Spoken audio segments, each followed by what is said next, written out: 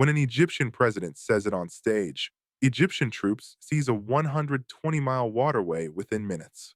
Britain mobilizes 50,000 troops and 3 aircraft carriers.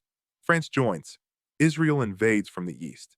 3 nations attack one country over a canal. They win in 6 days. The empire collapses in 6 minutes.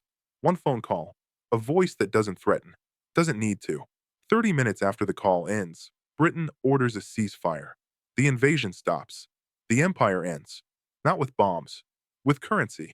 The Suez Canal moves 70 million tons of cargo every year in 1956. Two-thirds of Europe's oil passes through it. Britain controls it through a company since 1875, built it with French engineers and Egyptian labor. Then one afternoon, Nasser stands in front of 250,000 people and announces Egypt will nationalize the canal. Ships keep moving. Egypt keeps collecting fees. From Cairo's perspective, nothing changes except who gets paid. From London, everything changes. Because the canal isn't about geography anymore. It's about credit. Britain owes $13 billion to the United States. That's over $140 billion in modern terms. Sterling used to be the global reserve.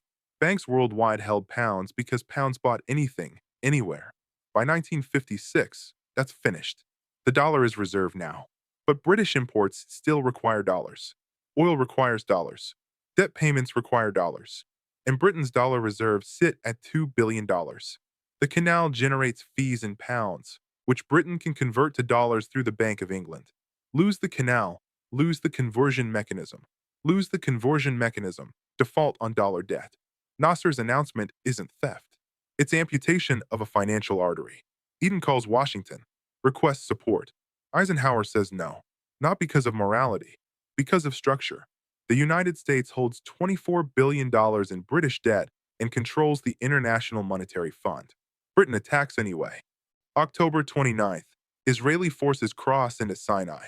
October 31st, British and French jets bomb Egyptian airfields.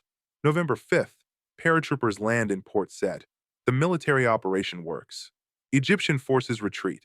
The canal falls under Anglo-French control within 48 hours. Then the weapon activates. November 6, 1956. The British pound collapses.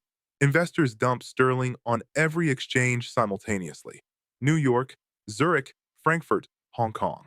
The Bank of England burns through $100 million in dollar reserves in 3 hours, trying to prop up the currency. By afternoon, reserves drop to $1.3 billion. Not enough to cover debt payments due in January. Default becomes mathematically certain unless someone provides emergency dollars. The only source, the United States Federal Reserve and the IMF.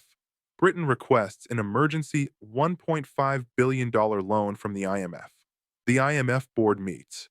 The United States controls 35% of IMF voting power. Eisenhower sends a message through Treasury Secretary George Humphrey. No loan until British troops leave Egypt. Eden tries to negotiate. Offers partial withdrawal. Staged retreat over 6 months. The IMF says no. Britain has 72 hours of dollar reserves remaining. November 6th, evening. The phone call. Eisenhower doesn't yell. Doesn't threaten military action. He states a fact. The pound will collapse completely within a week. Your government will be unable to import food or fuel. We will not provide dollar support while British troops occupy Egyptian territory. Eden authorizes the ceasefire. Troops begin withdrawing November 7th. The IMF approves the loan November 10th. The pound stabilizes November 12th. Total combat duration, 7 days. Total cost, an empire. What nobody understood in real time was the shift underneath. Britain didn't lose because its military failed. British forces controlled their objectives. Britain lost because debt moved faster than tanks. Reserve currency status means creditors decide which governments can function. When Britain controlled reserve currency status through the 19th century, it bankrupted rivals without firing a shot.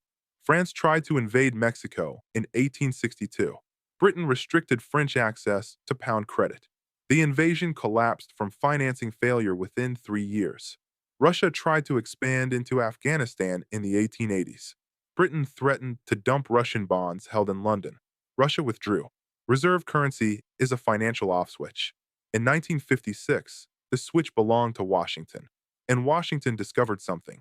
You don't need military bases to control outcomes anymore. You need creditor status.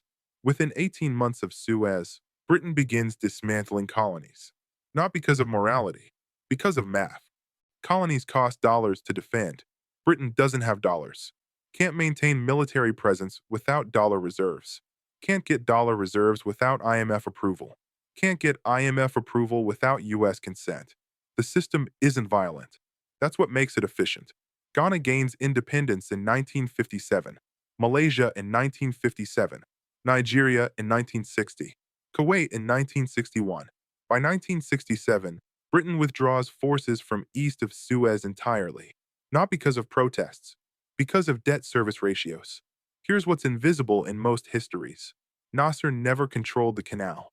Egypt took physical possession, but revenue flows didn't matter. Because Britain didn't need canal fees. Britain needed dollar liquidity. And dollar liquidity only exists when the US Federal Reserve agrees to provide it. The lesson wasn't about infrastructure. It was about dependency. Eisenhower proved that military power without financial sovereignty is theater. You can occupy territory, sink navies, topple governments. But if someone else controls your access to reserve currency, you're borrowing time. Now look at the present structure. The United States owes $36 trillion, more than US GDP, more than any nation has ever owed in human history. China holds over $1 trillion in US Treasury bonds. Japan holds $1.1 trillion. US imports require foreign goods paid in dollars that America prints. But foreign creditors have to accept those dollars. For now, in 1956, Britain had the world's strongest navy and defaulted to a phone call.